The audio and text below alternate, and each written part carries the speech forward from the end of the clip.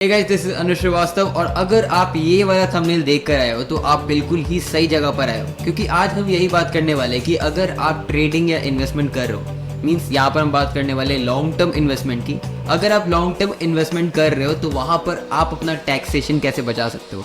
और ये जो ट्रिक है बहुत ही मेजॉरिटी ऑफ द बहुत ही सारे ट्रेडर्स इन्वेस्टर्स यूज़ करते हैं, और इसी ट्रिक को आज हम मतलब डिटेल में जानने वाले हैं। वैसे मुझे पता है कि आप मुझ पर उतना भरोसा नहीं करोगे, इसलिए हम आज इसके साथ साथ जितने सारे टैक्सेशन के सेक्शंस हैं, इसमें जो ट्रिक्स में जितने भी सारे सेक्शंस हैं, उन सेक्शंस के बारे में हम डिटेल में जानने वाले हैं कि अगर आप मुझ पर भरोसा ना भी करो तो खुद से सेक्शंस के द्वारा आप खुद से स्टडी करके समझ सकोगे। तो मेरा नाम है अनुज श्रीवास्तव। चैनल को आप अगर नए हो तो सब्सक्राइब कर लो। चलो शुरू करते हैं इस डिटेल वीडियो को बिना किसी देरी के। तो आपको पहले बता देता हूँ, ये वीडियो जो है ना मैं मतलब बहुत ही क्विकली बनाने वाला हूँ और स्ट्रेट टू द पॉइंट बनाने वाले हैं, ठीक है। तो इसमें हम कुछ ऐसा मतलब एक्स्ट्रा एड ऑन नहीं करने वाले, कुछ माल मसाला नहीं रहेगा।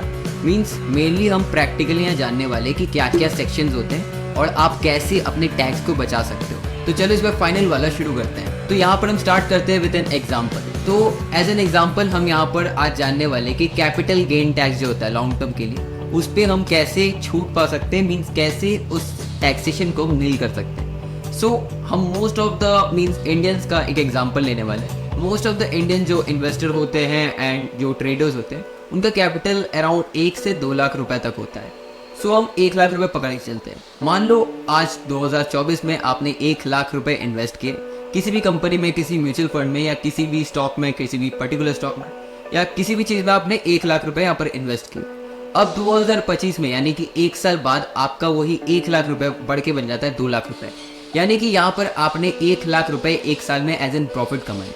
सो अगर हम इंडियन टैक्सेशन सिस्टम देखें तो वहाँ पर अंडर सेक्शन 112A इसके अकॉर्डिंग अगर आपका पूरा का पूरा प्रॉफिट जो है वो 1 लाख रुपए होता है तो 1 लाख रुपए पे आपको कोई भी टैक्स पे नहीं करना पड़ता। आप बहुत ही ईजिली समझ गए होंगे। तो 1 लाख रुपए की जो यहाँ पर प्रॉफिट है वो यहाँ पर एग्जेम्प्टेड है। बहुत लोग सोचते हैं यहाँ पर टोटल जो आपका कैपिटल एंड प्रॉफिट है उसको मिला के बात हो रही, नहीं ऐसा कुछ नहीं। आपका टोटल बस प्रॉफिट 1 लाख रुपए है तो उस पर कोई टैक्स नहीं पड़ेगा। अगर आपका प्रॉफिट 1,10,000 है तब वहाँ से 1 लाख रुपए एग्जेम्पशन के हट जाएंगे, 10,000 जो बचे हैं 10,000 पे आपका टैक्स पड़ेगा। और ये टैक्स क्या होता है, long term capital gain tax जो होता है इंडिया में वो है अराउंड 10%, वो जो 1 लाख रुपए के बाद लगता है। सो जो 10,000 है उस पर आपको 1,000 एज एन टैक्स पे करना पड़ेगा। अब अगर यही अमाउंट फिर से अगले साल आपको 1 लाख रिटर्न आता है, यानी कि आपकी 1 लाख की इन्वेस्टमेंट थी, 2025 में आपको 1 लाख तक का प्रॉफिट हुआ, 2026 में आपको 2 लाख का प्रॉफिट हुआ टोटल मतलब 1 लाख। तो यहाँ पर आपका 1 लाख एग्जेम्प्टेड रहेगा और एक और जो 2026 में आपने 1 लाख कमाया उस पर आपको long term capital gain tax पे करना पड़ेगा। अब देखो यहाँ पर जो long term capital gain tax होता है ये आपको तभी पे करना पड़ता है जब आप अपने किसी मीन्स शेयर को या एसेट को बेच रहे हो। किसी भी एसेट में ही ये यूज होता है। मीन्स अगर आप उस स्टॉक को होल्ड कर रहे हो तो तब तक आपको कोई भी टैक्स पे नहीं करना पड़ रहा है जब तक आप ना ही उसको खरीदोगे ना ही उसको बेचोगे। So long term capital gain tax तभी आपको देना है जब तक आप बेच नहीं रहे, तब तक आपको कोई भी टैक्स नहीं देना है। मतलब जैसा कि आपने यहाँ तक एक गेम समझा कि 1 लाख रुपए तक एग्जेम्प्टेड है, 1 लाख के ऊपर जाने के बाद आपको 10% का टैक्स पे करना पड़ेगा, which is long term capital gain tax.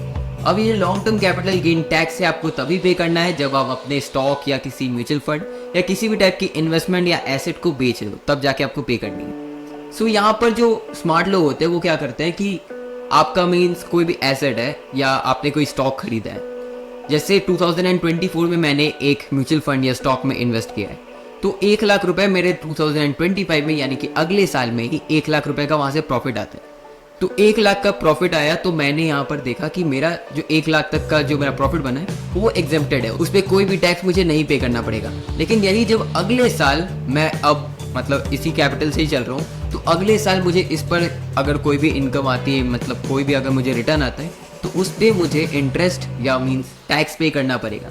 सो इस टैक्स से बचने के लिए मैं क्या कहूँगा, 2025 में जैसी मेरी 1 लाख की प्रॉफिट की लिमिट एक्सीड करती है, ये आपको कैलकुलेशन खुद से करना पड़ेगा। जैसे आपका 1 लाख का प्रॉफिट आ जाता है आपको तुरंत ही सारे के सारे शेयर्स को बेच देने हैं। ओके, शेयर्स को बेच देना है और आपको मीन्स ध्यान रखना है कि आपके जितने भी शेयर्स आप खरीद रहे हो या किसी भी कंपनी या म्यूचुअल फंड में आप इन्वेस्ट कर रहे हो तो उसमें लिक्विडिटी होनी चाहिए, क्योंकि आपको शेयर्स बेचकर तुरंत उसी टाइम मीन्स 1-2 मिनट के अंदर ही वापस उन्हीं सारे शेयर्स को खरीदना है। मीन्स अगर आपने 1 लाख का एक म्यूचुअल फंड खरीदा था 2025 में 1 लाख का प्रॉफिट के साथ, यानी कि 2 लाख में आपने बेच दिया, तो यहाँ पर आपका एक अकाउंट शो हुआ कि आपने 1 लाख में खरीदा था, 1 लाख में बेच दिया, आपको यहाँ पर प्रॉफिट 1 लाख का होता है, 1 लाख एग्जेम्प्टेड है, नो टैक्स। लेकिन यही जब आप 2025 में फिर से उसी टाइम में फिर से उस शेयर या मीन्स म्यूचुअल फंड को खरीदोगे, तो यहाँ पर आप 1 लाख नहीं 2 लाख रुपए में उसको खरीदो। अब अगर अगले साल फिर से 1 लाख का यहाँ पर रिटर्न आता है, मीन्स अगर आपका 2 लाख रुपए 3 लाख रुपए बनता है, तब भी अगर आप देखो यहाँ पर जो नया अकाउंट है उसके अकॉर्डिंग आपने 2 लाख इन्वेस्ट किए थे, उसमें आपका 3 लाख बना है, यानी कि यहाँ पर भी आपने सिर्फ और सिर्फ 1 लाख कमाए according to this formula and this technique. इससे क्या होगा ना कि आपको टैक्स पे नहीं करना पड़ेगा, क्योंकि आपने सिर्फ और सिर्फ 1 ही लाख तो फिर से कमाए एंड यही प्रोसेस आप बार बार रिपीट कर सकते हो। अब देखो इस प्रोसेस में कुछ चीज़ें हैं जो आपको ध्यान रखनी पड़ेंगी। ये चीज़ें आपका जब तक कैपिटल थोड़ा कम है तभी तक आप यूज़ कर सकते हो, क्योंकि ये जो बजट है ना 1 लाख रुपए का, ये 1 लाख रुपए से ज़्यादा एक्सीड नहीं करता। मतलब अगर आप साल में 1 लाख रुपए से ज़्यादा अर्न कर रहे हो देन हो सकता है कि हाँ आपको मीन्स पे करना पड़ेगा, लेकिन तब भी आप अगर इस प्रोसेस को यूज़ कर सकते हो तो आपको बहुत ही कम कैपिटल गेन टैक्स पे करना पड़ेगा। वैसे कैपिटल गेन टैक्स कुछ ज़्यादा है नहीं इंडिया में अगर हम इनकम टैक्स से कंपीट करें तो। अब हम जानते हैं कि अगर आप इस ट्रिक को फॉलो नहीं करते तो आपको कितना ज़्यादा टैक्स पे करना पड़ता। सो जैसा हमने एग्जांपल लिया था 2024 में आपने 1 लाख रुपए का म्यूचुअल फंड खरीदा, 2025 में आपको 1 लाख का प्रॉफिट बना, मतलब आपका टोटल जो आपका अमाउंट है वो है 2 लाख रुपए, इसमें आपका कैपिटल है 1 लाख रुपए और उसमें प्रॉफिट आपका 1 लाख रुपए।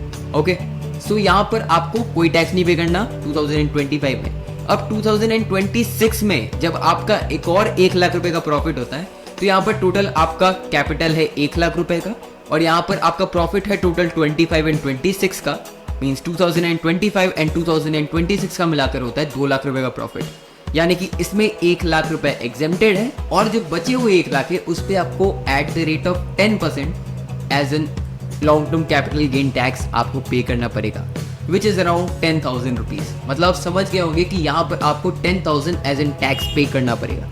अब इसी चीज को आप सालों साल इसको रिपीट कर सकते हो, जिनसे ये प्रोसेस से मतलब आपका बहुत ही सारा टैक्स बच सकता है। So that is it. I think आप समझ गए होंगे कि ये ट्रिक क्या थी और इस ट्रिक से आप बहुत ही सारा टैक्स बचा सकते हो। वैसे ये कोई चीज़ इलीगल नहीं है। आप अगर इनकम टैक्स लॉ देखो तो 112A में आपको साफ सारी की सारी चीज़ें पता चल जाएंगी। अगर आप बोलोगे तो डिस्क्रिप्शन में मैं आपको उस पेज का लिंक भी दे दूंगा, मीन्स गवर्नमेंट की ऑफिशियल वेबसाइट से, जहाँ से आप इस आर्टिकल को या इस सेक्शन के बारे में पढ़ सकते हो।